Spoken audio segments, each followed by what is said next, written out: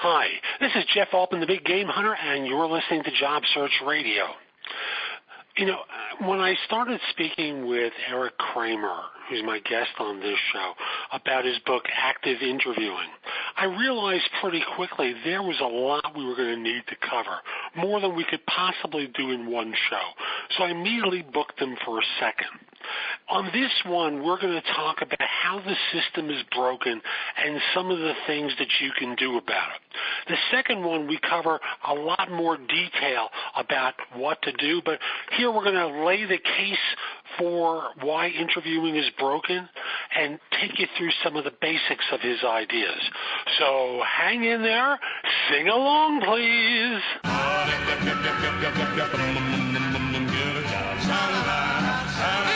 Are you looking for a new job or interested in leveling up? Job Search Radio is your go-to resource for insider tips on job hunting and growing your career. Here's your host, Jeff Altman. So my guest is Eric Kramer, and Eric and his company, Innovative Career Services, provide, surprisingly enough, career services and information for job hunters and others. His book, Active Interviewing, and the website interviewbest.com are going to be the focal point of our discussion of a more effective interview strategy. And I'll have links to both of those in the show notes. Eric, welcome to Job Search Radio. Great to have you on. Jeff, it's great to be here. Thanks for inviting me. You're very welcome. So as I was reading your book, you know, it's very clear to me that you think that the interview process is broken, that it's awful. What gives you the idea that it's broken? Well, you know, Jeff, matter of fact, can I back up for 1 second before you answer that? Sure. What do you mean by it being broken? What's wrong with it altogether? Well, first of all, I mean, the most fundamental thing that's broken about job interviews is it doesn't do what it's supposed to. It doesn't pick the absolute best person for the position. And in fact, just yesterday online, I read some research by IBM that said that only 39% of current employees would be rehired if given the chance. So the interview is not selecting the right people, and even if they select a person that works out and does a good job, they may have missed the A player, the person that would have done the best job. So it's not a great selection tool. So that's why it's broken. And it's funny you talk. I'm sorry. Please continue. Go ahead. Yeah. It's broken. So all the research shows that it's just not doing this basic job, selecting people. And it begs the question, you know, on objective skills, I can understand that, you know, that people do assessments and they try to evaluate whether people have the knowledge that's necessary. But firms get into this thing of trying to do a fit. And how this person's going to fit into our organization. To me, that's the biggest place where it's broken, because the people who are trying to evaluate for fit, number one, aren't equipped to do it like you are or I am. And folks, this is a man who's been trained, psychologist or psychiatrist? Psychologist, right? Yes. Psychologist. And thank you. And I'm trained as a clinical social worker. We have a capacity to do such evaluations that most hiring managers don't really have. So, you know, it's clear to me that it breaks down pretty clearly on that. So instead, it breaks down in a lot of areas. I mean, you know, even from the get-go, oftentimes there's a very poor job description. So one of the primary reasons that an applicant doesn't work out once they're hired is that they're taking the job thinking it's one job with one set of requirements and one set of duties, where when they get on the job, it turns out to be something completely different. So in the interview, it's not communicated. Here are the critical job requirements. Here's what you're going to be doing. Here's what we're expecting from you. And can you do these things? So, you know, it's broken from there. basic skills sometimes can be evaluated through objective testing, sitting a person in front of a computer and having them do coding or having them do different Word, Microsoft programs or whatever, and they can look at a skill set. But it's very difficult in an interview to measure cultural fit. Is this person going to fit into the culture of our organization? Are they going to get along with the people here?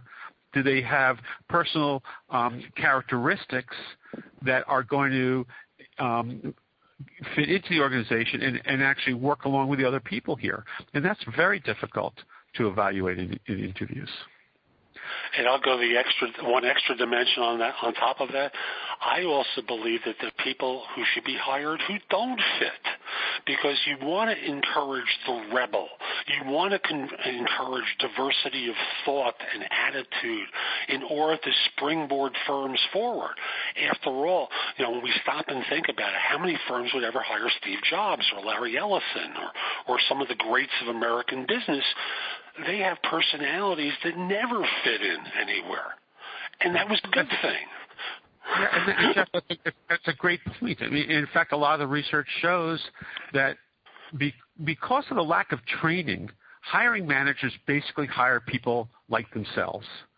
So if you're an applicant and you walk in and you have gone to a similar school, or you come out of a similar ethnic background, or if you come from a similar geographic location, or even if you like the same sports teams, you're more likely to get hired.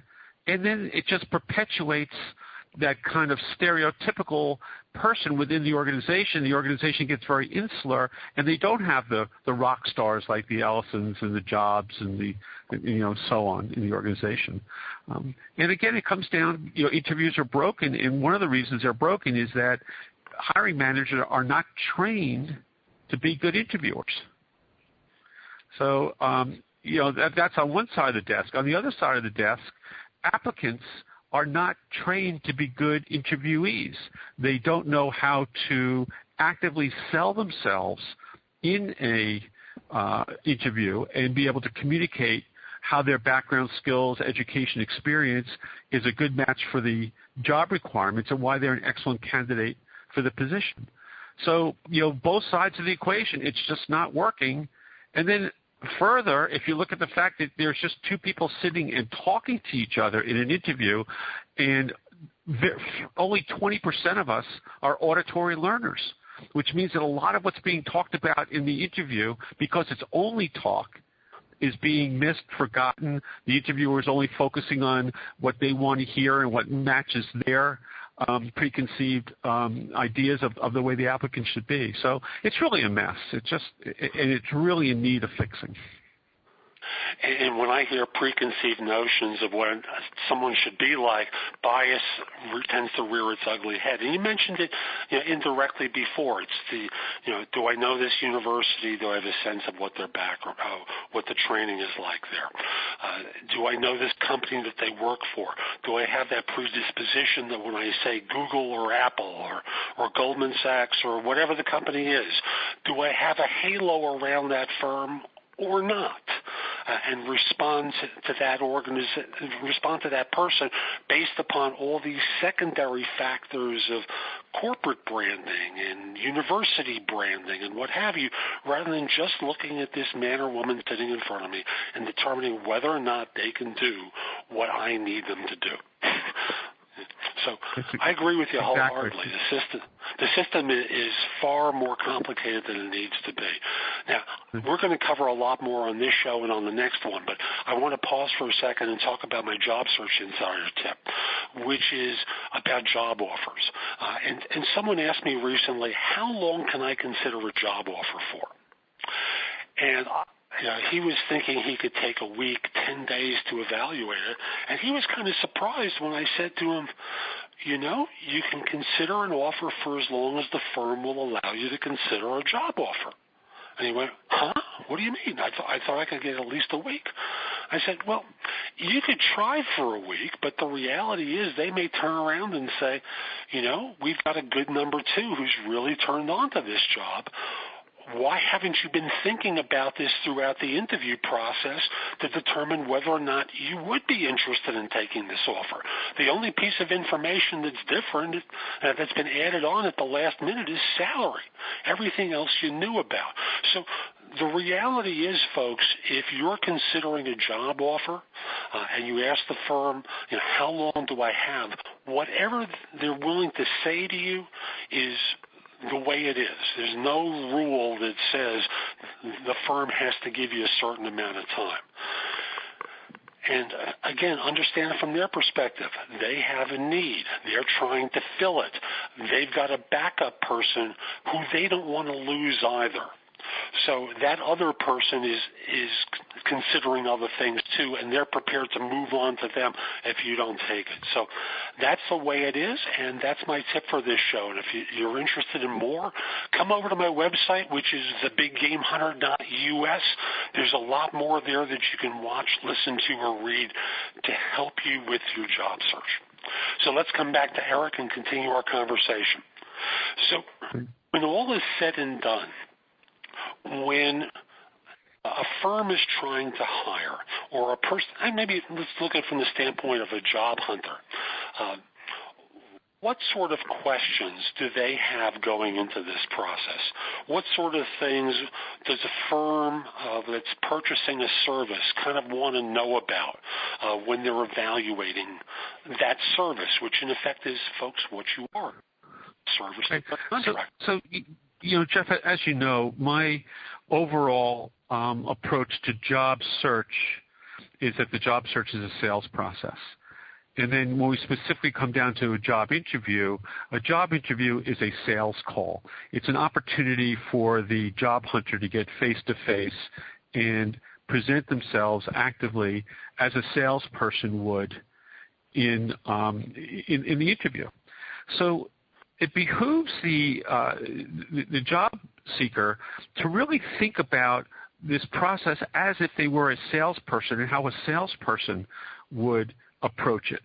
So, first of all, the hiring company is interested, as they would if they were hiring any product or services, what are you going to do for us?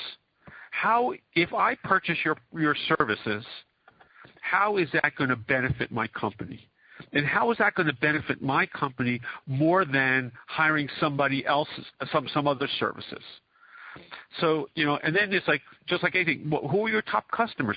And what did you do for them is a sales question. So again, for the job hunter, it's what have I done for other companies?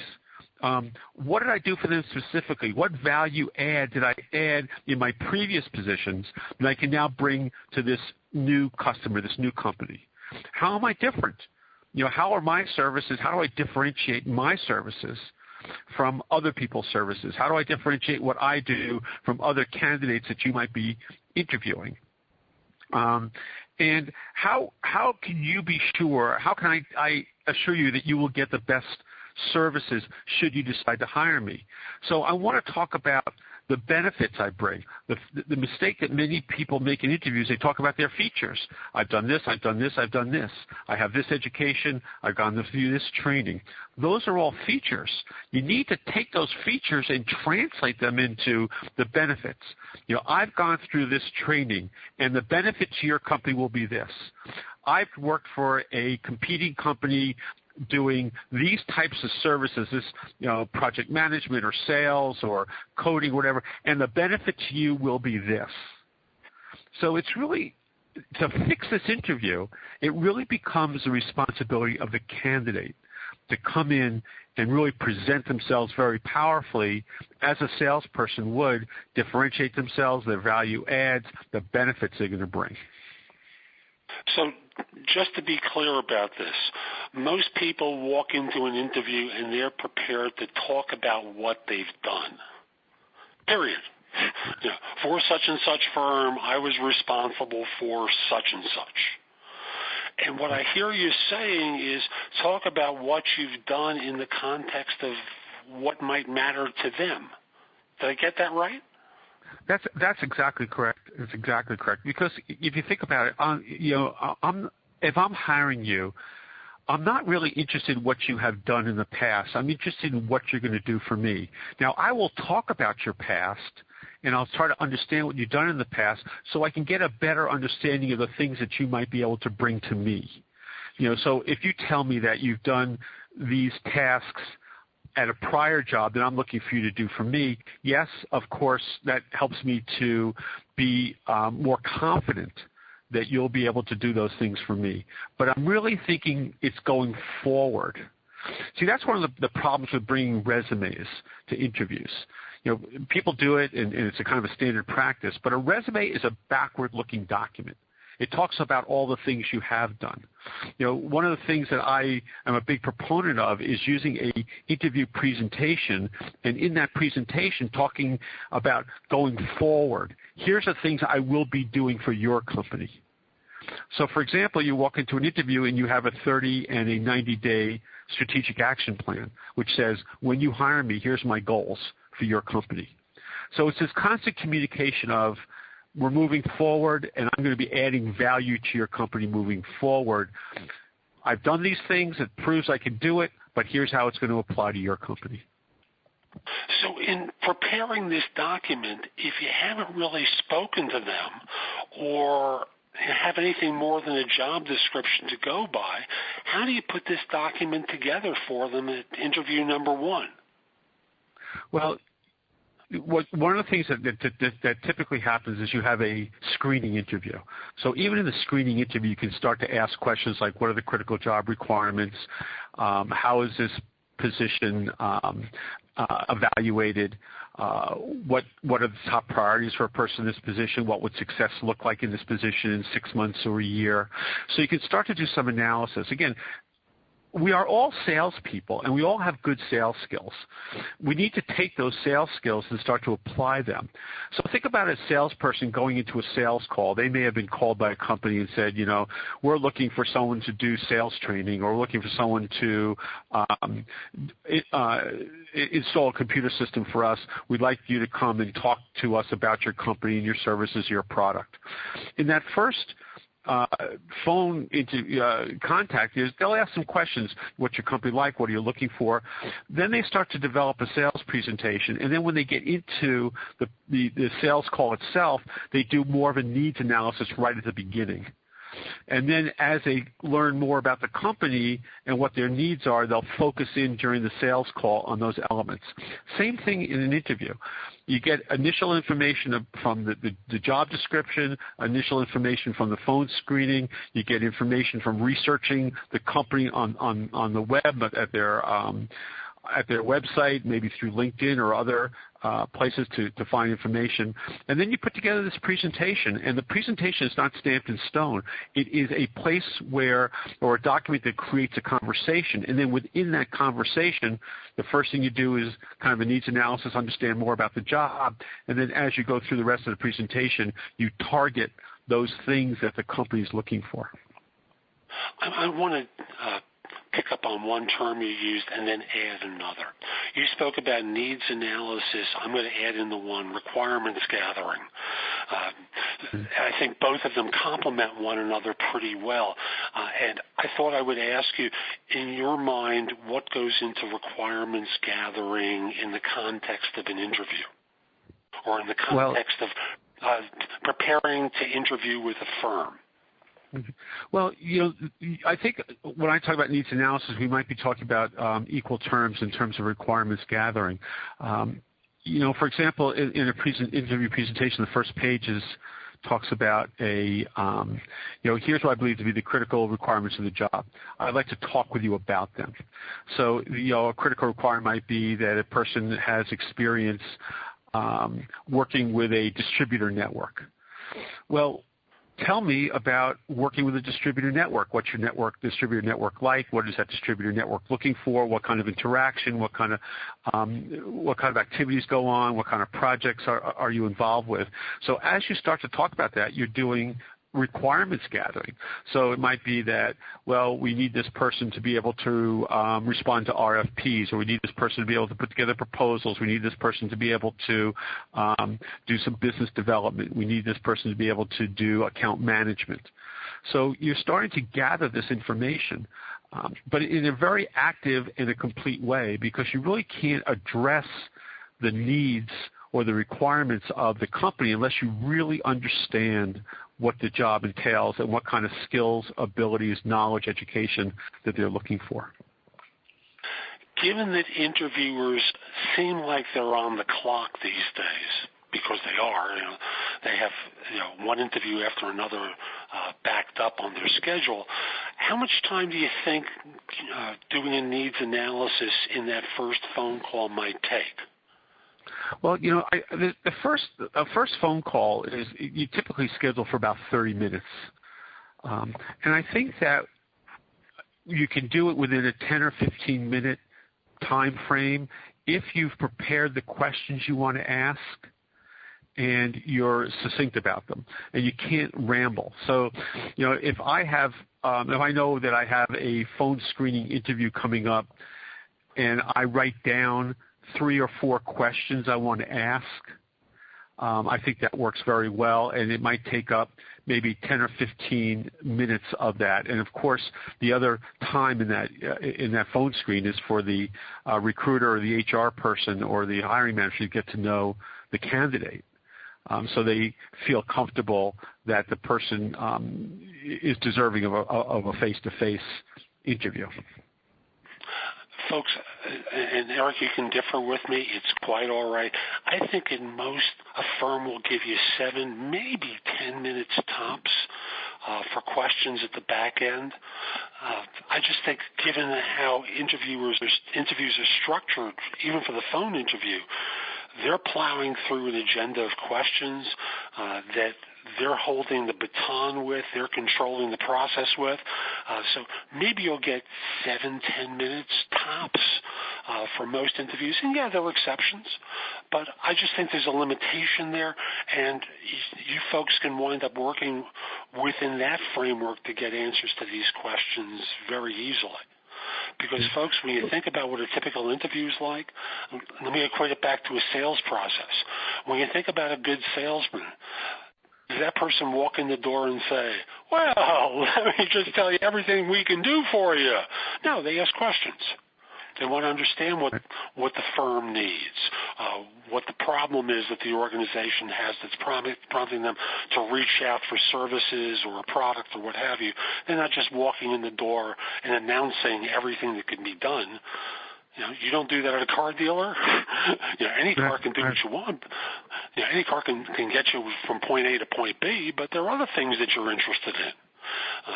You may have a need for a minivan because you have a large family. You may want a sports car because you're newly single and you want to drive a convertible. You go on and on. But in job hunting, like in sales, you want to understand what it is the real problem that needs to be addressed at that organization. And I think this is a great approach for doing it. Yeah. Jeffy, the point you make, I think, and you obviously have worked with hundreds and hundreds of candidates, as have I. It seems to me that there's no 2 interviews are the same. I'll tell you, I just had a candidate this week, got laid off last week, had a connection and submitted his resume to a company on Friday. He was interviewed on Monday and got the job offer on Tuesday. How often does that happen? It's rare, right? But it happens. How often does it happen that a phone screening interview may last for 45 minutes or an hour? Typically it's a half hour, and maybe even shorter, but there's times when they go for a half hour or 45 minutes. I've talked to people that have been interviewed, and the interview lasts for 20 minutes. I've talked to people that have been interviewed, and the interview lasts for an hour and a half when they were told it would only last for 30 minutes. It's all over the board. And I know that, as you mentioned, there are certain companies in the country that are have a very rigid, structured format. Ask these 6 questions. Every single candidate gets asked those questions, and it's a panel interview, and then they move to the next. But I find that most companies in this country are small companies, and they have their interview process is not very formal or very structured. And, part that causes some problems because, again, the interviewers are not well trained. But, the interview schedules and formats and times, they're just all over the place. So it's hard to judge. One of the things I often suggest to my candidates is beforehand, do the best you can to try to understand what the interview format is. When the person calls you to schedule that interview, ask questions.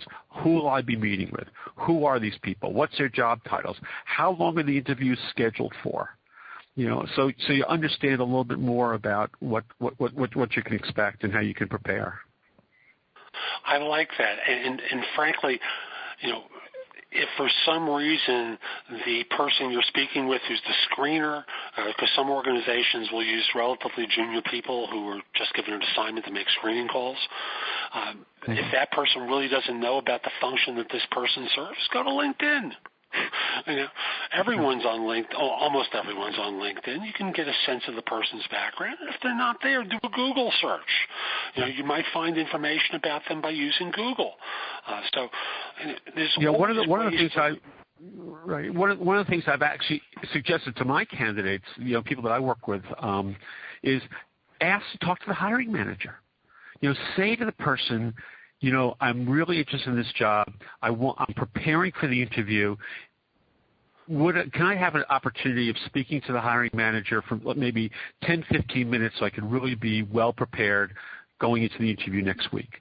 Now, lots of time, no. The hiring managers are busy. The screening person's job is to keep you from connecting to the hiring manager. Other times, people have gotten through and said, if you think about it, and this is my perspective, perhaps the most important thing that hiring manager is doing is finding a person that's going to do a great job in that position. Why shouldn't they spend time helping everybody that's coming for an interview be the best prepared for that interview?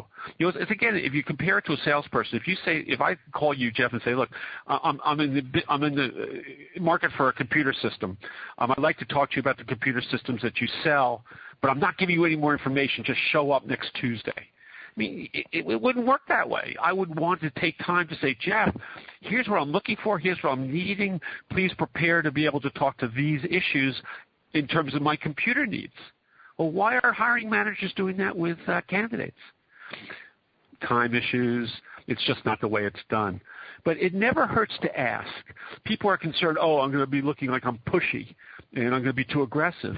No, if you ask in a nice way, hey, is there an opportunity for me just to spend a couple of minutes talking to the hiring manager so I'm really well prepared for the interview next week? You never lose on those, and sometimes you win. And often there's a disconnect between how HR is screening for the job and how the hiring manager wants to screen for the job, where one over or underemphasizes particular issues that really need to be addressed. So, when you think about it, often these job descriptions that you're reading wherever you found them were created years before, and they've been sitting online and are pulled out as some template for a job description that can get approved every time it's sent up. In fact, that job description may have morphed 3 years before and doesn't have any basis in reality anymore. So better to have a little bit of prep where you have a clearer idea about what's really being sought, what the key elements are, what the success factors are going to be for someone who's coming on board, than to just work off that job description. Using the job description, to me, I just want to finish this one point, is the lazy approach to it. Yeah, and your point is great, Jeff. So I've had a lot of candidates who have come, they go through and they meet with the first interviewer and they talk about, here's what I believe the critical job requirements are. I'd like to discuss them with you, make sure that I understand them. They go through a whole conversation. They come out of that interview, with an understanding of what the job description and what the requirements are. They go into interview number 2 and they say, based on my conversations with, Joe in the first interview, here's what I believe to be the critical job requirements and what this, person in this position will be doing. And interviewer 2 says, that's not what I think it is. So then even within the organization, people have all these differing ideas about what the requirements are and what the job is all about. So that's, again, where the I've seen this happen so many times. I agree with you wholeheartedly. we're coming up on the end of our time with one another, and I know we're going to do a part 2 of this. But in the meantime, is there one more point that you want to make for today that you think my audience should hear that relates to our previous conversation? Yeah, the point I'd like to leave the audience with is this, that job interviews are broken. It is the responsibility of the job hunter, of the candidate, to fix their interviews.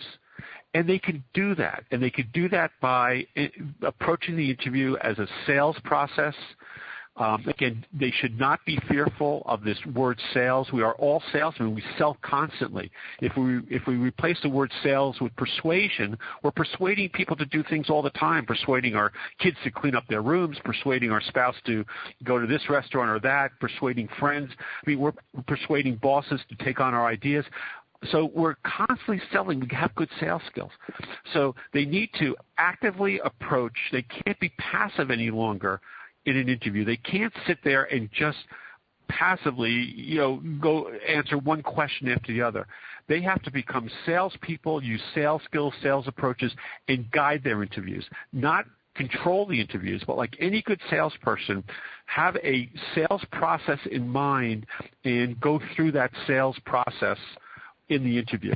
So the first thing you do is a needs analysis, and then the presentation, and then the wrap-up, and all that. So the bottom line is get active in interviews. Take on an active role. And that's where the name of my strategy comes from. It's active interviewing. Beautiful. Eric, thank you for making time today. How can people find out about your work, find out about the book, find out more about you? Thanks for asking, Jeff. The two best places for people to find out more about this, really, active interviewing is a comprehensive strategy for preparing for and managing interviews and following up on interviews. And they can find out more about that at activeinterviewing.com. Now, we also have online tools that go along with the active interviewing strategy, helping people prepare a briefing book to prepare for the interview, helping people put together an interview presentation they take with them to the interview, and then also we help them write a follow-up letter. So that's, they can go to interviewbest.com. Super. Eric, thank you. And folks, we'll be back next time. We'll have more from Eric on that particular show. I'm Jeff Altman, the Big Game Hunter. I hope you enjoyed it. Again, come over to my website, which is thebiggamehunter.us, and go exploring. There's a lot of information there that you can watch, listen to, or read to help you find work more quickly. Also want to mention, if we're not connected on LinkedIn, send a connection request at linkedin.com/in/the-big-game-hunter. And my last point I want to make is, on some of my previous shows, I've done what I call the job search makeover. It's an intense critique of what you've been doing in your job search and working with you closely to help fix it. Because most of you make huge mistakes in how you conduct your search, and you just don't know because you don't have the experience that I have. So you can find out more about my makeover service at my website. Again, that address is thebiggamehunter.us. Hope you enjoyed today's show. Hope you have a great day. Take care. For more job search advice, visit Jeff's website at thebiggamehunter.us. That's thebiggamehunter.us.